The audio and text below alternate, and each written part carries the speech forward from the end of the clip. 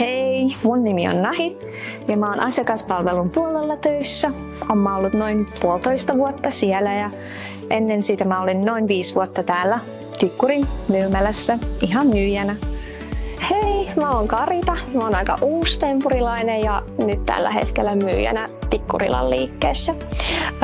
Mulla ei ollut mitään aikaisempaa kokemusta myyntityöstä, mutta täällä Tempurilla on saanut siihen loistavan koulutuksen ja perehdytyksen ja työkaverit on ollut siinä tosi isona tukena. Moi, mä oon Kastriot. Mä työskentelen Itiksen Tempurilla myymäläpäällikkönä. Mä olen Susanna, mä olen fysioterapeutti ja apulaismyymäläpäällikkö Tempur Tikkurilasta. Mun työnkuva Tempurilla on aika monipuolinen. Käytännön asiakastyön lisäksi mä pääsen kehittämään nukkumisergonomiaa Tempurilla yhdessä muiden fysioterapeuttien kanssa. Ja sen lisäksi mä kirjoitan myös asiantuntija-artikkeleita eri julkaisuihin.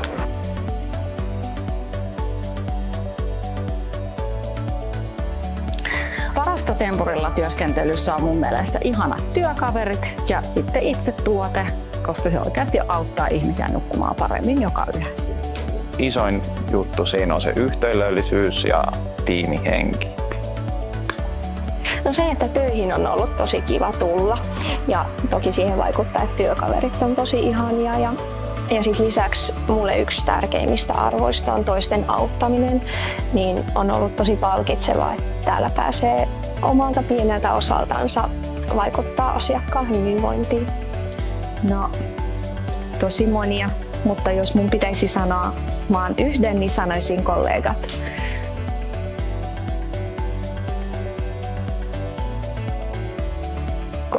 Kaikille, jotka haluaa oppia, kaikki, ketkä haluaa välittää kaverista ja ehkä myös siinä, että välittää myös asiakkaista.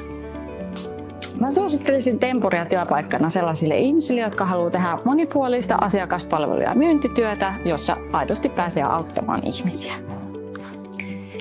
No kaikille, mutta erityisesti niille, jotka haluaa auttaa toisia ja on kiinnostuneita hyvinvoinnista.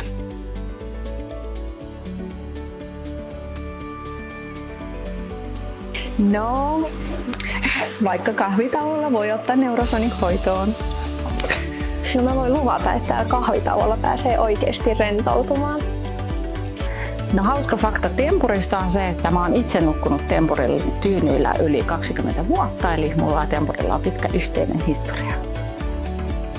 Mä kerron hauskan faktan silloin, kun mä aloitin ensimmäisenä päivänä.